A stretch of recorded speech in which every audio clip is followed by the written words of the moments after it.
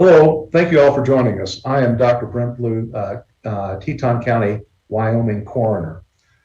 After a detailed investigation by our forensic pathologist, our anthropologist, and local law enforcement, with assistance from the FBI, the Teton County Coroner Office is filing the following verdict in the death of Gabrielle Mieure Petito. We hereby find the cause and manner of death to be the cause, death by strangulation, and manner is homicide. By Wyoming state statute, no other information will be released about the autopsy. The only thing that is released in the state of Wyoming is cause and manner of death. I think they said they can't hear you. Just 1 second.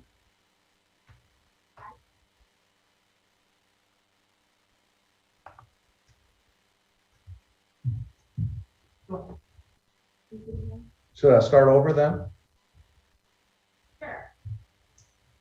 Sure. Thank you for joining us. Sorry about the audio issue. I'm Dr. Brent Blue, Teton County, Wyoming coroner. After a detailed investigation by our forensic pathologist, our anthropologist, and local law enforcement, with assistance from the FBI, the Teton County Coroner's Office is following the following verdict.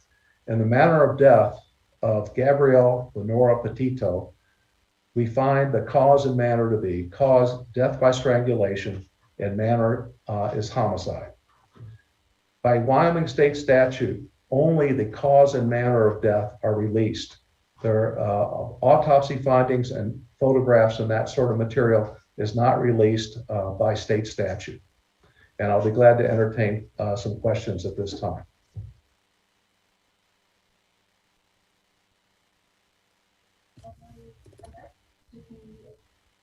Hi, Brian. This is Alex with the News and Guide. Can you hear me? Yes. I'm curious whether you're able to pinpoint a date of death and when, and if you know whether or when Gabby's remains will be returned to her family. The remains have been returned to the mortuary here, and the mortuary is dealing with the family at this time as far as the disposition of the remains. As far as the time of death, we are estimating 3 to 4 weeks from the time that the body was found. That is actually determined more by the law enforcement folks than our office.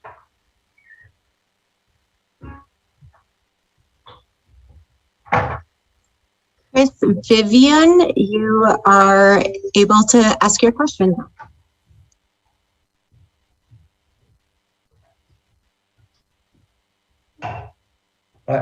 What's the question? I didn't hear a question.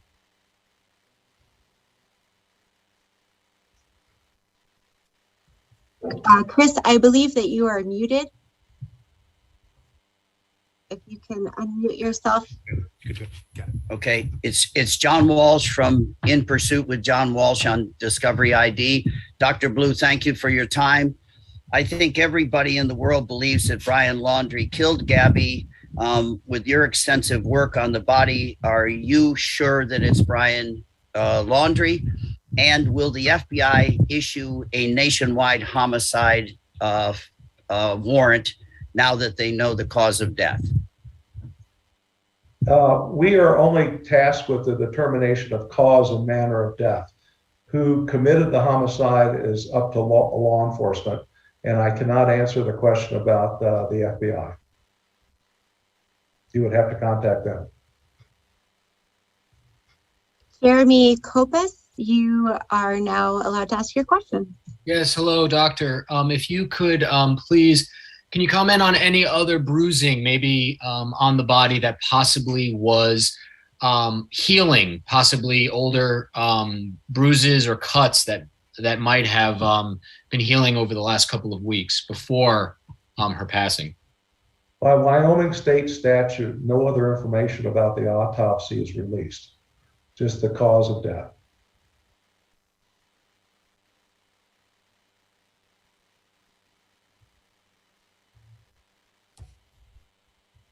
Hi there, this is Heather Leigh, a reporter at ABC Action News in Tampa, Florida. I just wanted to know if you could explain why it took about a month for this process to finish. I think a lot of people were hoping that they would learn this information sooner. So I just think if you could just explain the process and why it took a month.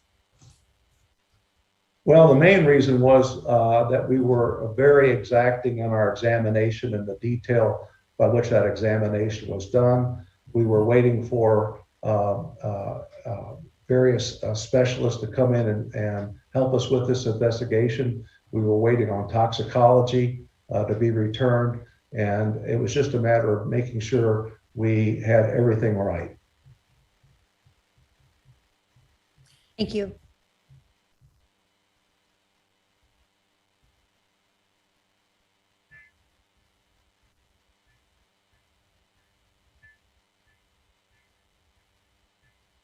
Is there another question? Brian Enton. I believe you're unmuted right now.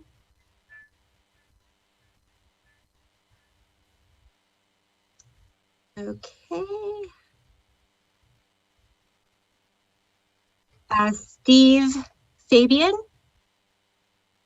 Yes, hi, doctor. How are you? I am curious if any DNA samples were taken from Gabby's remains, and also if the body was intact. Are you able to tell us the condition of Gabby's remains?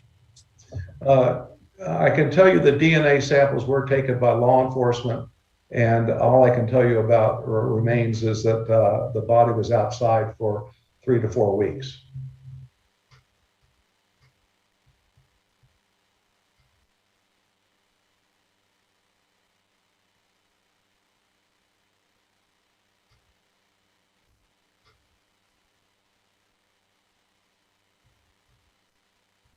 Chris Vivian, do you have your hand up? Was that a question? I didn't hear the question there. Question. Dr. Blue? Yes. It's John Walsh again from In Pursuit with John Walsh. You will probably be the most important witness at the trial. And I asked you before how confident you feel that Brian Laundrie, and they use the semantics. He was a person of interest. I'm old school. He was the only suspect ever. And I just wonder, you're going to be the most important guy at the trial, probably. Do you have any doubts it's Brian Laundrie? I can't make any comment about any suspects because we are not involved in that part of the investigation. We are only involved in the investigation of the body of the deceased. So who committed the homicide is really to be determined by law enforcement. Right, but I thank you for your hard work. And I always say in so many cases I've been involved in, let the pathologist and the coroner do their work no matter how long it takes. So I think you've probably done a really good job on this case. Thank you for your time.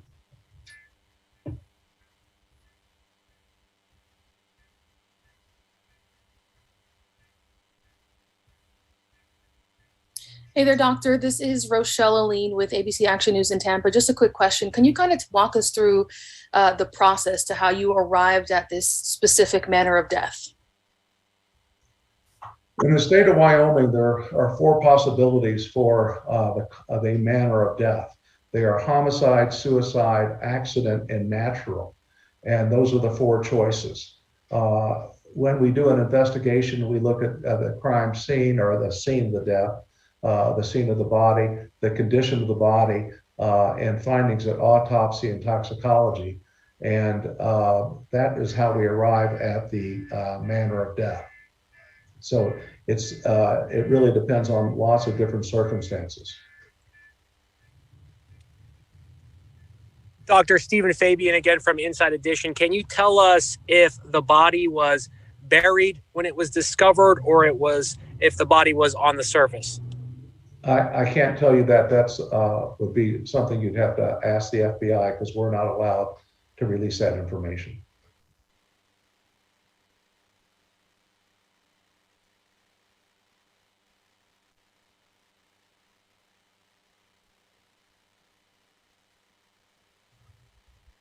Kelly Vaughn.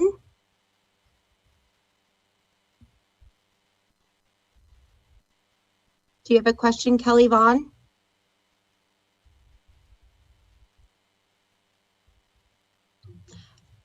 We have Brian Enting in the chat who has a question. What's your question, Brian? Was there any impact on her body from weather or wild animals in the national park? I'm sorry, I didn't hear the question. Was there any impact on her body from weather or wild animals in the national park? All I can really comment about that is that her body was outside in the wilderness for 3 to 4 weeks.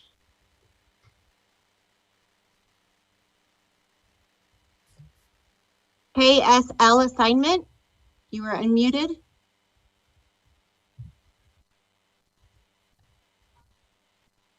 KSL assignment. Hello, Dan Rascone here from KSL TV in Salt Lake. Dr. Blue, can you tell us at all whether or not, was it believed that she was murdered there at that location, or is it any indication that her body was drugged there or taken there, or can you give us any indication there? I can't comment on that. That would be something you'd have to speak with the law enforcement or the FBI.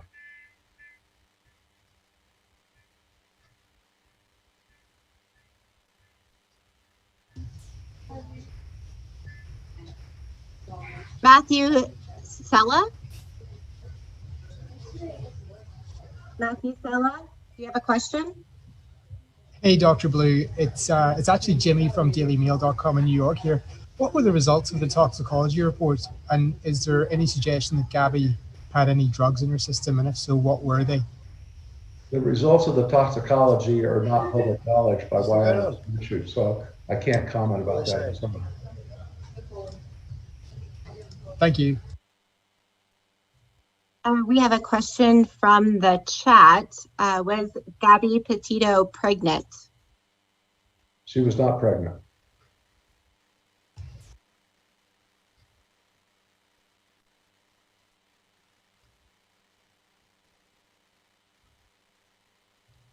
Thomas Taupe. Hi, doctor. My question, did you seek the advice of a forensic entomologist or forensic botanist during the course of your investigation? The FBI has sent materials to a forensic entomologist.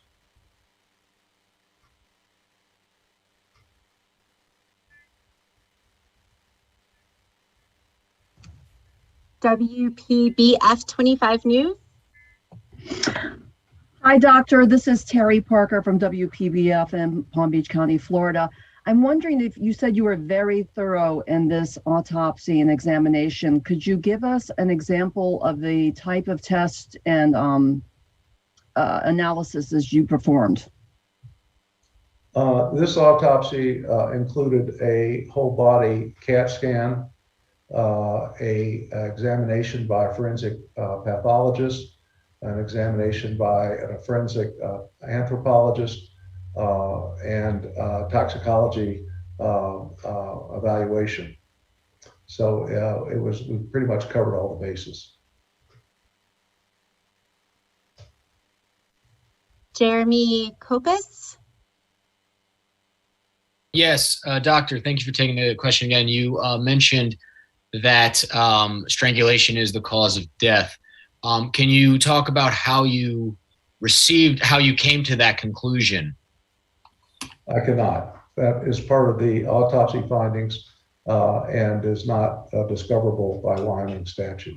Was there any other cause of death that was a possibility in this case?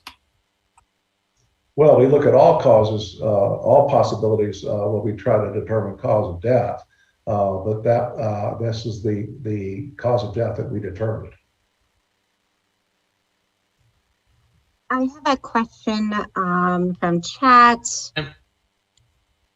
It is, was the manner of death obvious? Strangulation marks, bones, injured neck.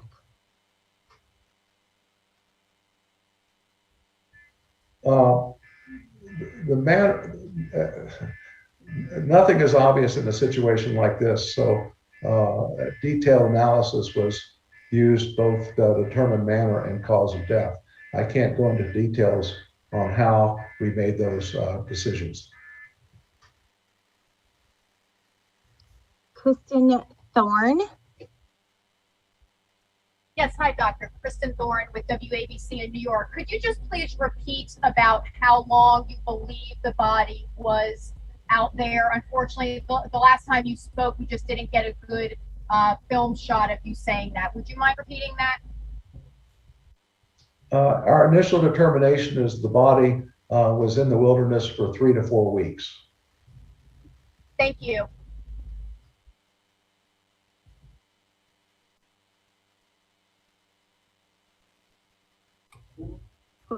Jorge Fitzgibbon.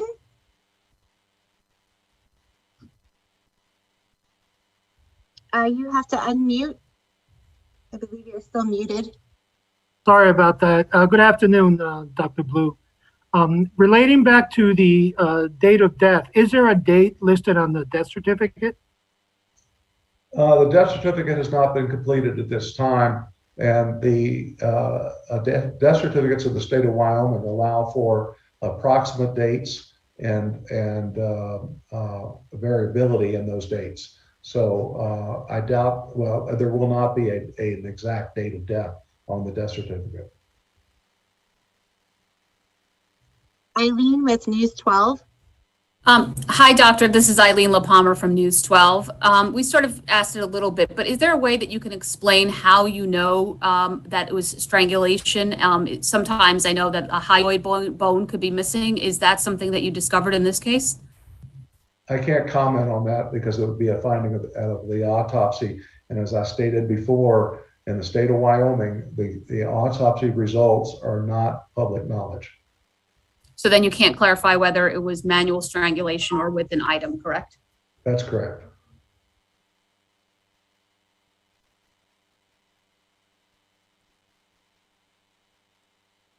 Michael Ruiz.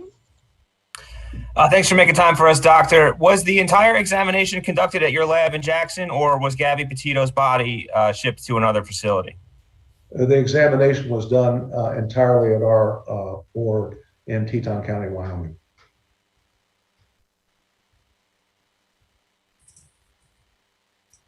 Anna DiGregorio. Gregorio. It's actually Ashley Banfield with News Nation. Doctor, thank you for taking the time today. Can I ask you if from the very beginning of your process, was it obvious that the cause, not the manner, that the cause was strangulation and that you just needed this time to prove it out?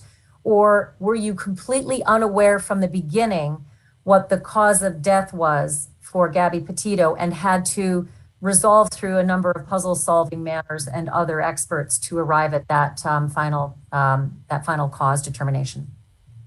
In a situation like this, nothing is obvious. And so the cause of death required investigation.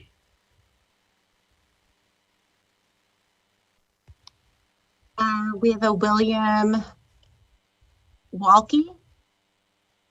Hey there, Dr. Blue. My name is Will. I'm from KHOL Jacksonville Community Radio here in Jackson. You're a small town coroner here in Western Wyoming. This case got so much national attention, as we can see right now. Can you speak on what it was like doing your job with such a big spotlight on you? Thanks. Well, it was quite the media circus and continues to be.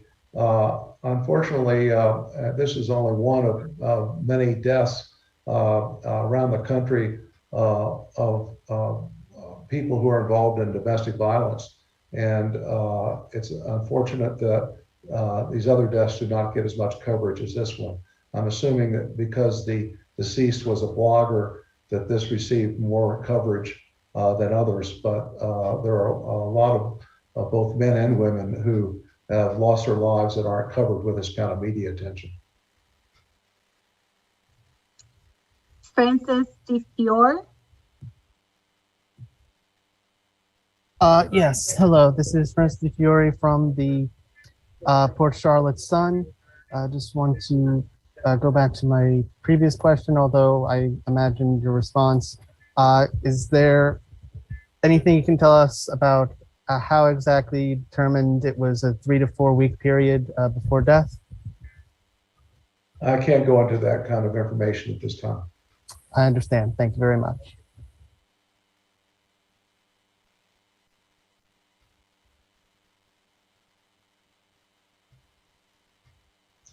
Why don't we We take have- one more question then? We have the snack squad. Hey, this is Andrew Mercado from Mercado Media. Could you go over the length of time the autopsy report took? And thank you for your time, Dr. Blue. Well, the length of time was involved in the sense that we received a report from the investigating and examining forensic pathologist. We had a report done by our anthropologist, and we had toxicology studies that were done in addition to the report from the radiologic studies. So all these came together, and that's what took time for us to complete this investigation.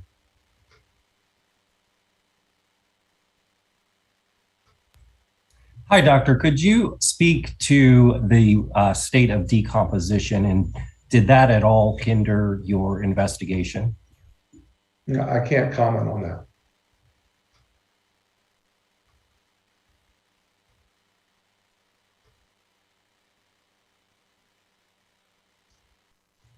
Dr. Blue, would you like to take any more questions? Unless there's other specific questions that haven't been answered already, why don't we close this? And thank you all very much for your participation. And I can tell you that I will not be answering any other detailed questions about the autopsy. As I said, state statute prevents us from doing that. So contacting me by email and phone is not going to reveal any additional information. But thank you for your time, and I appreciate your interest. Dr. Blue, I have one more question. Is there a way to determine if this was accidental or deliberate? You mean in the sense of a homicide? Yes. That would be up to law enforcement to make that determination. Great, thank you. Again, thank you all very much for your time.